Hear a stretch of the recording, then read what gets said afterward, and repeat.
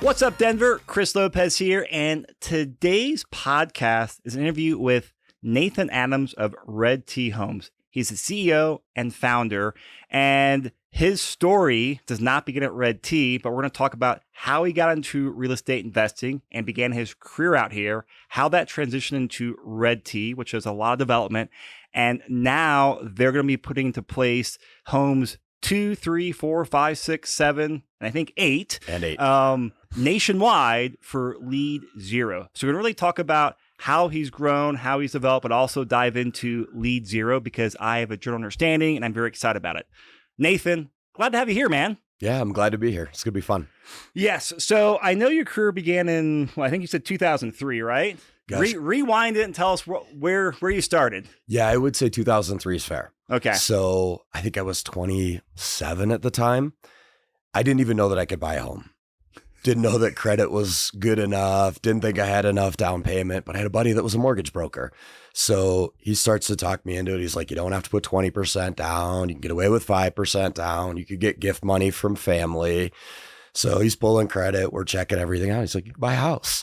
So I bought my first house in Southern California, beat to hell, 900 square foot townhome. It was a mousetrap in the corner of the kitchen. It was not pretty. So I end up buying this thing, and my very first night sleeping there, 27 years old. I don't know what a panic attack is other than the definition of it, but I'm laying in bed. I paid $242,000 for this thing in 2003. My parents just bought a brand new home in Phoenix with a pool 3 times the size of my house for $210,000. They're en route to see me, and I'm laying in bed going, oh my God, what did I do?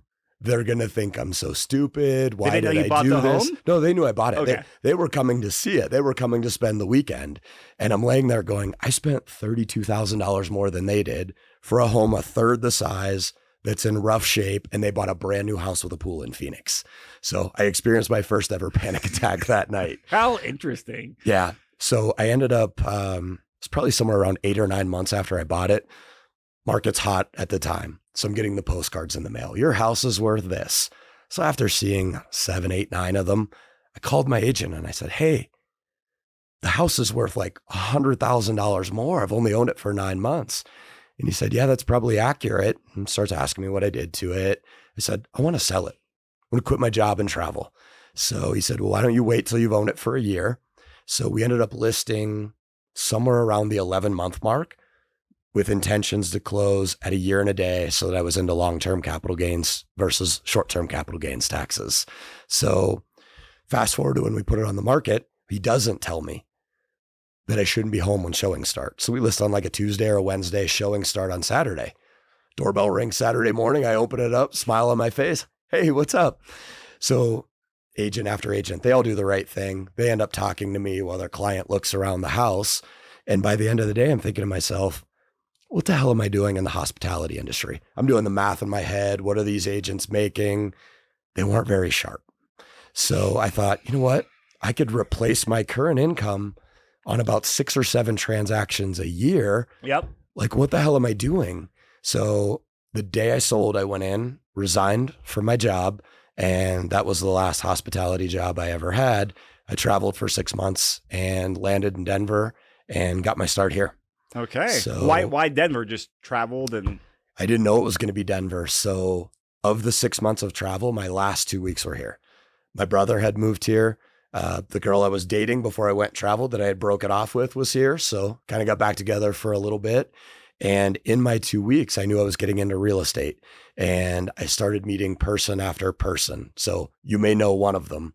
I ended up sitting on a plane flight on my way out of Denver next to an attorney named Steve, who was Rob Swanson's attorney. I don't know if you know that name or not, but Rob was really heavy in the game back then. So I got connected there and I started looking around, and in Southern California, a beat up house was $300,000 or $400,000. Here, I could buy stuff for like 80 to 100 at the time. So I thought, well, what money I have left from the sale of my house, I'm going to be able to get a lot more done here. I know people here. So next thing I knew, I was in Denver. I was working for somebody that was coming at it from the investment angle. and went and got my license, went out on my own, but focused on investments.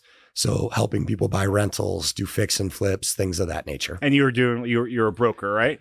I got my brokerage license within a year of moving here. Okay. And then it sounds like, from what I know about your stories, that's how you got into real estate. I think probably made some money. And then, I mean, how'd that grow from you being a broker into redT? Because, I mean, that's quite the transition as well. Yeah, it's a pretty hefty transition. So for me, when I first got my brokerage license, I didn't have that many clients. So I thought, this is money that's risk-free. So I'd go to every social event I could go to. I'm playing in kickball leagues. I'm playing in volleyball leagues. I'm going to every party I'm ever invited to just to talk to people and tell them I'm in real estate. So that allowed me to start to get clients. But I was bored in my free time. So I started to look at bank-owned properties and short sales, and I did one flip and it went well. And I thought, wow, maybe I'll do 2 next time. And it was a doubling effect. I did 1, I did 2, they went well. Before I knew it, I had a team of 4 or 5 people. I was doing 32 fix and flips at a time.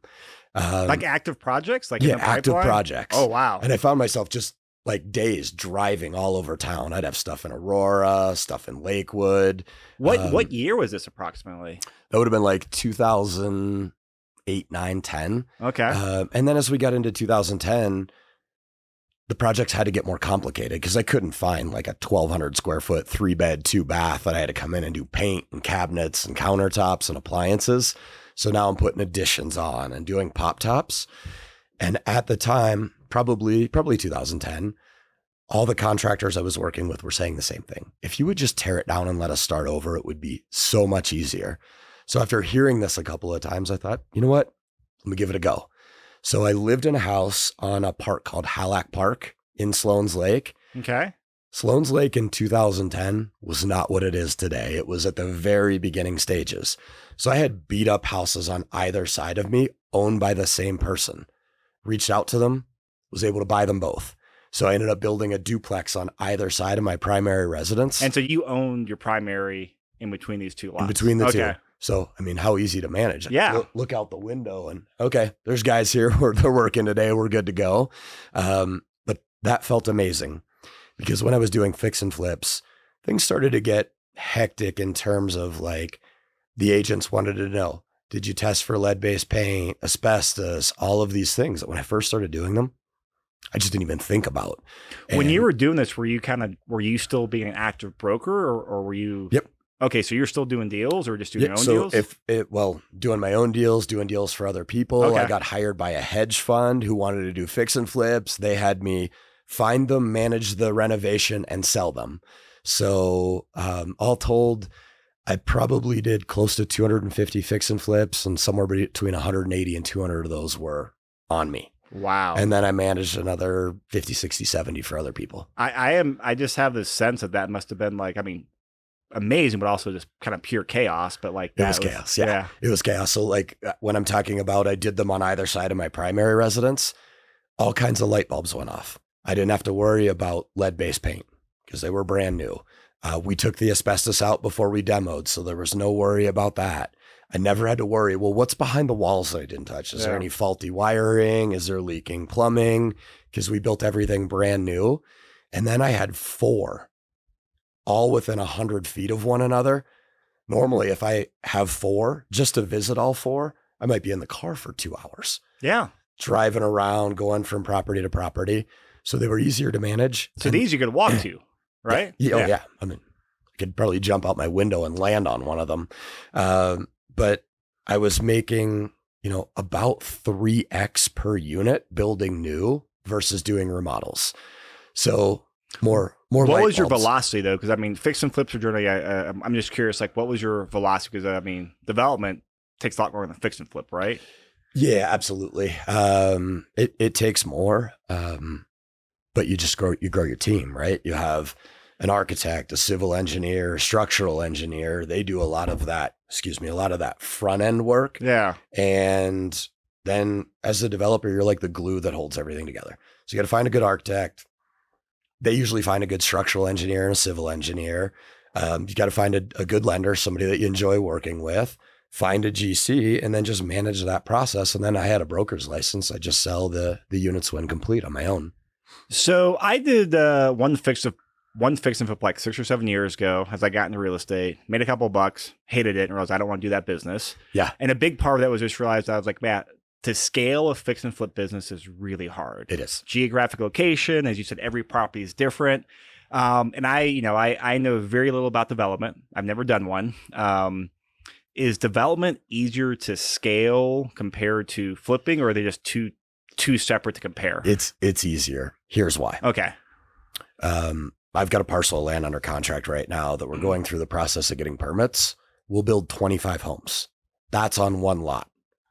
Imagine how far you have to reach to get 25 fix and flips right now. There's no chance in hell they're on the same block. No. There's no chance in hell they're probably even in the same municipality. Yeah. If I needed to go find 25 fix and flips right now and my life depends on it, I might be in Firestone, Castle Rock, both reaches of C470. I'm going to be all over the city. So I've got 25, one GC, manage it all on one spot, one location. So it's way easier to scale building new than it is fix and flips. I guess, you probably have a couple like floor plans, or I don't know what the right word is, or because every fix and flip is unique no matter what. Yeah. But with a new development, I'm assuming there's got to be some recipe there, right? Or is there some templates? Boy, would housing be more affordable if we could repeat things over and over again. And you see that in Highlands Ranch. But we do mostly infill development. Okay. So if I design a house and we perfect that thing and we build it a couple of times in Denver County, and then I go try and take it over to Lakewood and Jefferson County, I'm under a whole different zoning code. Windows might have to be bigger. Maybe they don't allow a garage in the front, or they don't have an alley in the back. So it changes from municipality to municipality. It would be nice if in the state of Colorado, we all operated under the same zoning code, so that whatever we do and perfect in Denver, we could use in Arvada, we could use in Lakewood, we could use in Aurora. But even in Denver, the zoning code varies from site to site. There's probably 25 or 30 different zoning codes in total by the time you take the first letter, the middle two letters, and the number at the end of it. It's so hard to repeat things, but I could make housing more affordable if I could. So it sounds like, because I'm always interested in like the business side, I guess I'm very fascinated. It sounds like a lot of the scale potential comes from like, hey, if you do, a bunch of houses or townhomes on the same lot, that's the real scalability in development versus, okay. That's the real scale. So a lot of our projects, looking back 6, 7, 8 years, we have 4 unit, 12 unit, 16 unit. Now we've got projects, we've got a 53, a 54, a 72. So when you have 72 units, it's the same number of units as 7, 10, 11 unit projects, but it's all in one location. That makes sense. All right. So at what point did redT, when did you start that? Because I'm very curious about like, you've been learning, you've been growing here. It sounds like you were figuring out what you're good at, what you enjoy, and also seeing opportunities in the marketplace. I'm assuming redT is kind of the genesis of all that. Yeah, kind of. It's kind of a funny story because I'm not very creative. So I was at a company called Sterling Real Estate Group. That's where I went first. And I got the average age there when I started. I think I was 28. The average age there had to be over 50. They were a lot of brokers that have been in the market for a long time. And I got in there, I started doing business. I got to the point where I was going to bed at like 11 o'clock at night and waking up at 5 in the morning just to keep up with all of the work. So I thought, you know what, I've got to hire an assistant. So I hire an assistant. A couple of days after she starts, the managing broker shows up at my office and he said, "You have a team now. You need to have a team name." Well, they're based in Lakewood and I'm not very creative. So I said, well, we do most of our business in Denver. So we'll be Real Estate Denver Team. So lived through that, couple more years at Sterling. We go out on our own. We're called Real Estate Denver Team. It's a god-awful name for a brokerage. Just no marketing behind that whatsoever. So we hired a company. We go through a process and, test out all these different names and logos. We ended up just taking the first letter. So the R in real, yeah. The E in estate, and we get to redT Homes and we design I love it. this crooked looking T. And now we're, somewhat well known around town and people see our signs and they're memorable. But our first name was Real Estate Denver Team, which is a terrible name for a brokerage. To take like a time out to give people because I mean, obviously you have built a great career and you launched a business, and a lot of people want to replicate that type of success. Yeah. But here's the thing. You picked a name, you did it, it worked. End of the day, the name of your company, the logo of your company is not going to dictate if it's profitable or successful. Like, nope. You did it, you started, you pivoted. Oh, whatever. This is not a great name now. But that's a really good point for people to show, because people spend, months on a name. I'm like, who gives a damn about the name? Go make a sale. That's what matters. And like the customer cares about, I don't care what you call me, just, are you making my life better? Where's my value? Yeah. And so that's just a really good reminder for people out there wanting to get into business. Yeah. Spend very little time on that. Yeah. So that is where redT, I was wondering. Yeah. Okay. Well, thank you for that. You're welcome. So I think redT, was it 2014 it got launched? Yeah, I think so. I mean, so like if you went to the Colorado Secretary of State, I think it probably is 2014. It was that long before. So I would say I've been in business in Denver since 2005. Mm-hmm. So it just was. That's when that branding came out, or that name. Yeah, but we had already started to grow a company by that point. I mean, gosh, when we said, hey, we're called redT Homes, we were probably 10, 12 people by that point. Oh, okay. So you were very we were well on our way. Okay. Yeah. So talk to me about the evolution of like redT, because I mean, at that time when you officially launched it, like what size projects were you developing? Oh gosh, so 2014, smaller townhome projects. Okay, just some like single family, some duplex. Just all infill stuff, couple. Yeah, primarily infill. All right. All infill, really. And then how did you get into LEED and all of this? Like, and talk about and also explain what the program is, because I know that's something you're very focused on and passionate about. Yeah. So how we got to LEED, let me give you a longer version of the story. Yeah, please do. So culture is really important at our company. We apply every year for best places to work. We have for probably 5 years now. Denver Business Journal rates that. We now, as of, I think it's last year, also apply to Inc. 500. So we're rated nationally versus just locally. So with culture being very important, one of the things that you really have to do is understand what your employees want. Listen to your employees. When I first started, I thought, it's all about benefits. I'll just give people the most amazing benefit package there is, and we'll score really high. So as we got to what I would say, I felt like we had better benefits than almost any other company in town. Like, why isn't our score going up? Well, it wasn't so much about benefits. It was about, do you have a great mission? Am I fulfilling some higher purpose by coming to work here? Are we solving the world's problems? So a lot of our employees were saying things like, we can build it better. We should be doing this differently. We shouldn't be doing it the same way as everyone else. Well, if you went back early in my career, I don't know that I would have listened to them. I mean, maybe I would hear them, but hey, I got this. I know what we're doing. We're going our own way. So, in 2021, maybe even 2020, paying a lot more attention and thinking, okay, let's dig into this. So we spent a lot of 2021 doing the research.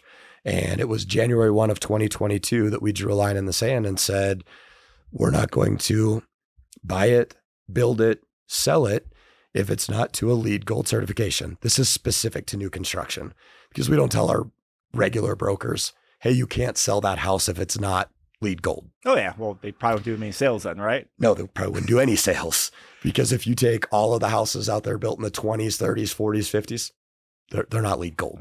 So what is the LEED program and what is LEED Gold? So it's the U.S. Green Building Council. It's basically a third-party review. They have different levels: silver, gold, platinum, and not long ago they came out with LEED Zero. You can't effectively build to a LEED Zero designation. You actually build to a LEED Platinum, which is the highest designation. Then after a year of energy bills, you can get upgraded from LEED Platinum to LEED Zero. If your utility bills fall within whatever parameters or you're rules running they have. 12 months at net zero. Wow. Okay. That is a real way to test it out. Yeah. Okay. So we have a project at the intersection of Dahlia and Mississippi, not terribly far from where we're sitting right now. And we will build 7 homes to a LEED Platinum certification. And then so long as the owners will hand over their energy bills after a year, several, if not all of those homes should move to a LEED Zero classification. And that means they're net zero homes. So what is that? So that means your utility bills are zero, or how is that? So no gas in the homes, run completely off electric, solar on the roof, and that solar is generating enough electricity that over the course of a year, they don't need any energy. Wow. Now, at times they'll take energy from the grid. At times they'll give energy back. I mean, if we're snowy and cloudy for a month straight, they're probably taking from the grid. Yep. But because we build that house sealed up so tight, they don't need to run much. Wow. Okay. That's really cool. And then like all of our plumbing fixtures will be low flow, even down to the irrigation in the yard. It'll be mostly zero scaped, but anything that does need water will be on like a low flow drip system. Okay. And so the move to LEED, that was all really driven by listening to your employees. Like so you're hearing they could build it better. And was that just, building materials, higher quality, or that I guess led to more like green energy efficient? Was that the underlying theme? Yeah, really build it green. Okay. Build it. What's really cool about building it green is you're taking better care of the environment, the earth, the planet that we live on.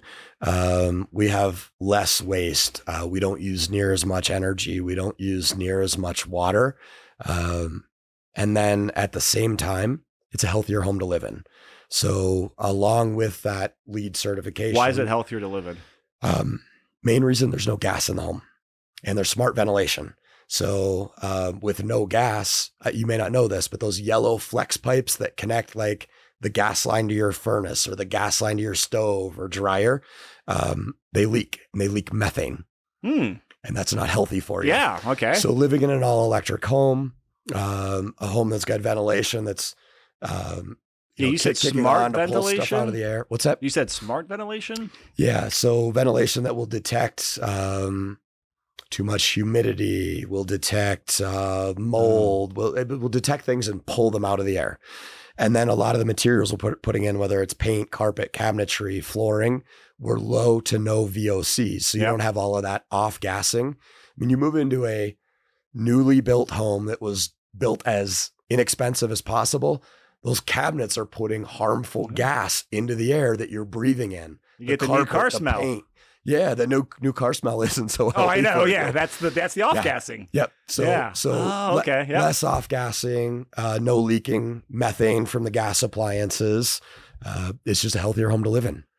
So you have these homes been sold yet, or you said they'll finishing up later this year? We haven't brought them to market yet. Okay. So I'm curious from like just the two things, like the economics and does producing a product like this give you different buyer pools, or do you have people that are very like green energy efficient, like, oh my gosh, I want that? Is that like a premium or high demand product for people out there? Yeah, so you get two questions in there. So, yeah, sorry. It's okay. My memory's not great. So if I forget the second one, you have to remind me. So the economics for us to build those homes to let's go LEED Gold first. To build a 1,500 square foot home to a LEED Gold certification, we're about another $20,000 to $25,000 more in materials and labor to get the home to that certification. To take it to LEED Zero, we're now putting solar on every roof and there's more that's going into the house. We're probably closer to $50,000 more per home. Okay. So as we did our research, excuse me, to figure out, do we have a good market for this? The biggest pool of buyers ever is millennials. They care about the environment. Yeah. They care about the story. They vote with their wallet. Our story is very appealing to them, and most of them are hitting their home buying years. So we do get buyers. A couple of projects ago, we had a buyer came, they looked, they said, hey, it's not big enough. We didn't have anything else far enough along. They begged us, please, now that we know this exists, we want to buy something that's built to a LEED Gold certification or higher. So after 4 or 5 requests, we said, okay, go drive by this site. If you like what you see, we'll sit down, we'll do the work, we'll get you a price. If you like the price, you can go under contract.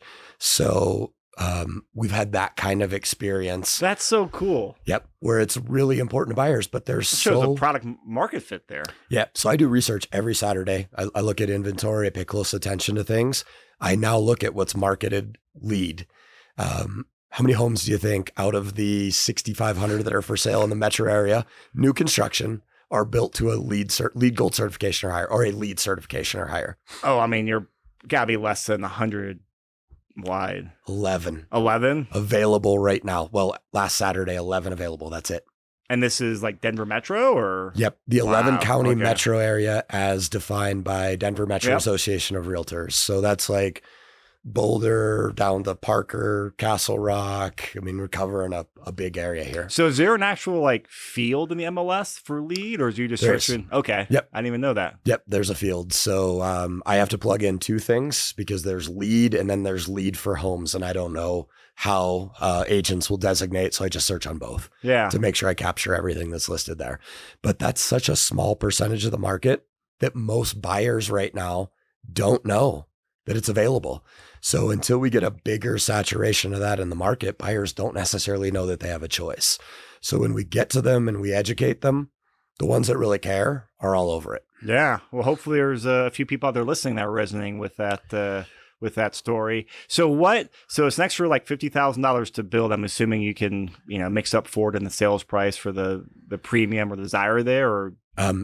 Yes. Okay. Well, not fully proven yet, but we believe so. Okay. So the one that I just told you about, we ended up, the buyer really wanted lead. Granted, the market was hot. We were forecasting those homes to sell in the low sevens. We looked around, we thought, let's test 775. They ended up closing in the low eights because they had us finish the basement for them as well. And that really set the price there. Next buyer came in, was at 820 with a finished basement. So the units that we sell towards the tail end got caught up in the market shifting. So we've got some units selling a little lower than that now. Okay. But I mean, obviously it shows the interest is there. It does. And buyers will pay for it. Yeah. And I'm assuming like they're probably a very like, it's a passion thing you're talking about. So that obviously creates a very good buying opportunity for you. Yeah. And as we did our research, we found 3 places that we thought would appeal to buyers. So we're building it with the environment in mind. It's a better product, less waste, less energy, all that good stuff. So that's one. 2 would be, it's less costly to run the home. So your energy bills are lower, your water bills are lower. We thought those 2 would resonate the most. What ended up resonating the most is that it's a healthier home to live in. Really? That indoor air quality plus certificate, no gas, no methane leaking like we talked about earlier. That's what's really appealed to buyers the most. Interesting. Yeah. Like, I'm not surprised as you say it, but it's always fascinating as people, you kind of really learning, hey, what's that motivating factor? So like next evolution for us is we're starting to kind of move in the direction of making it a lifestyle brand. So we'll add more things. Water filtration system. We'll put raised planter beds where people can grow their own vegetables. We'll put a composting machine on the kitchen counter. So you pick your own vegetables out of your own garden, you cut them up, you throw the waste in the composting machine, press a button, that generates nutrient dense soil that you go feed that raised planter bed. So we're looking at just doing more and more stuff to promote that healthier home to live in. And when you said, it's interesting you said I think you said lifestyle brand was the phrase you used. So is that like are you thinking about branding, hey, this is a redT home and it's more like a redT lifestyle, or more about just the house itself? Like how do you do the lifestyle brand on a home like that? Yeah, so that's a great question. We're figuring it out as we go. So we call those homes, our marketing guy is phenomenal. I call them light homes. So light on the wallet, light on the environment. And it's a good play. Now instead of a lifestyle, a light style. So further playing on that. So we haven't launched anything yet. I mean, not changing to green tea or anything. No, not changing to green tea. We've definitely gotten that a lot. That's like the low hanging fruit that everybody's like, why red tea? You should be green tea now. Because the branding makeover is a pain in the butt that won't make a difference. Yeah. And at some point in the future, red tea may fall off. It might just be light homes. Yeah. Because I believe redT, like I know you guys do your own development work and you also help a lot of other people develop as well. Is that kind of like the 2 main facets to your business? Yeah. So I'll give you everything. So Yeah. acquisitions, we have architecture in-house. We have a development services team. We have construction, and we have sales and marketing. So we have all of that under one roof. I forgot to mention this earlier, but I think it's important. We were really nervous when we made the decision to say we won't build it, sell it if it's not a LEED Gold certification or higher. We had to have that conversation with all of our developer clients. Thankfully, all of them said something like this: we like that. We see it as the way of the future. If you'll help us figure it all out, we'll come with you. We'll do it as well. Oh, wow. So right now we have 493 homes at some stage of planning or construction. Not all us. We've got, I think, 8 or 9 developers in there, and they're all following that LEED Gold certification or higher as well. Oh, that's In fact, really cool. we have a developer building a 14 unit townhome project, a block north of Sloan's Lake. They're building to a LEED Platinum certification. So wow. it's fun. And so all of them are just like, yeah, I'm on board. Yeah. And you guys just obviously have the blueprints. You're like, hey, same concept, but we'll take care of these extra details. Yes. Wow. Yeah. And really, like there's 2 big things in there. One is hiring an energy consultant, because it's a complicated thing to adhere to. It's a point-based system. So, I mean, if you're next to light rail on the bus, you're getting big points being next to public transportation. We've got a site out in Golden next to nothing. So we're having to do more stuff to the house to hit the certification. So it's a cumulative point system. Yeah. Okay. So that's one piece. And then the other piece is the mechanical systems, the HVAC. When I say we spend $20,000 to $25,000 more per house to get to a LEED Gold certification, a lot of that money is going into the HVAC system. Okay, to have that smart filtration and all that. Yeah. And then it's higher efficiency. So your air conditioning, your furnace, your heat pump is a much higher efficiency. So it's more costly. And the labor generally is a little more expensive to put that in, because we're having to do duct blast testing to make sure the ductwork doesn't leak and that it's in a conditioned space. So we're not leaking energy like a traditionally built home would. Yeah. That is fascinating. All right. So I imagine there's probably a few people. I mean, some people that are interested in buying their product as primary residence, interested people in doing development, or people interested, hey, they want to be a part of the vision and the culture there. Yep. Do they just go to redT Homes, or how can they learn more or get in touch with you? Yeah, absolutely. I don't mind if you put my because it's email address, redthomes.com, right? Or what's the best way to because I mean this is you guys are a really cool niche. Yeah, so we're www.redthomes.com. People laugh when I do this, especially in a situation like this. I'm going to say my cell phone number. I don't mind if somebody calls me or texts me. I can funnel them to sales. Yeah. If they're a developer and they want to talk to somebody on the construction or architecture side, I'll funnel them there. So my cell phone's 720-255-4101. I don't mind if any of your listeners reach out to me. Good. Well, we'll put in the show notes. So that makes me think of a funny story. You know Charles Roberts of Your Castle. Absolutely. So he was on the Bigger Pockets podcast, like their main podcast, like I think 4 years ago. And that's like the biggest podcast around the country. And I think back then they had like 250,000 downloads per episode. So just a massive amount.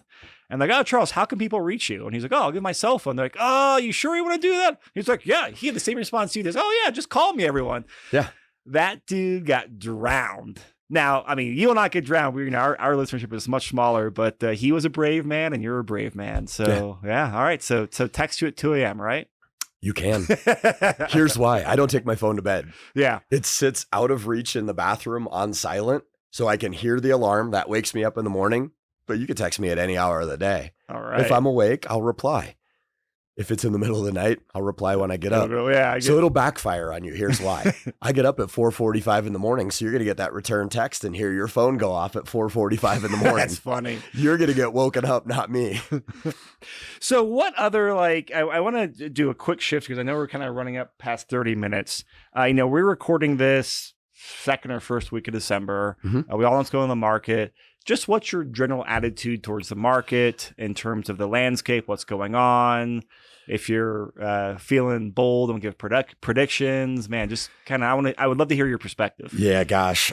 Usually I've got a pretty good crystal ball, and right now I don't. But I learned this. So, I started in 2005 and things were okay, 5, 6. When things started to get bad in 2008, I watched so many brokers that were seasoned and experienced just sit back and complain. Oh, this market's awful. I can't do business. And I just sat there and I thought, you know what? I don't have as much experience, but I can look at the MLS and see every day that properties sell. So no matter what the market is, properties trade hands. Yep. If you're a broker, you just need to figure out what side of the market to be on. Right now, right this very moment, probably a little more fun to be on the buyer side of the market. 8 months ago, you don't want to be on the buyer side. You're writing offer after offer in the car every weekend. You want to be on the listing side. So business can be done in any market. This market right now is weird. There's a lot of factors that are influencing, are we in a recession? Are we going into a recession? Is inflation coming under control? What's the Fed going to do next? What's happening in Russia and Ukraine? What bit of fear is the media going to spin tomorrow? There's a lot of headwinds, but at the same time, properties are still moving, albeit less of them. I think what's happening right now is we're going through a bit of a reset, and prices have come down a little bit. Not every neighborhood, but some neighborhoods. Rates have really slowed things down.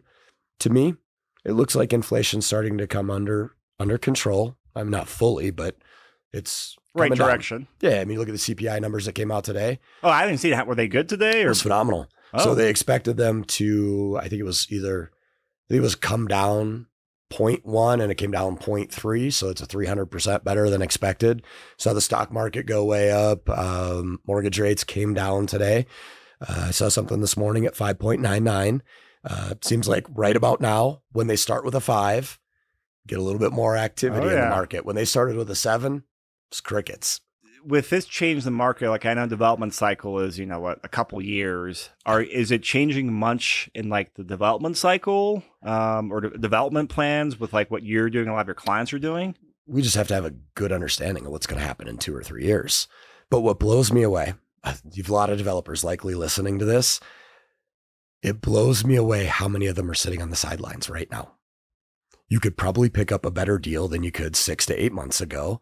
And you're not delivering it tomorrow or next month, not even next year.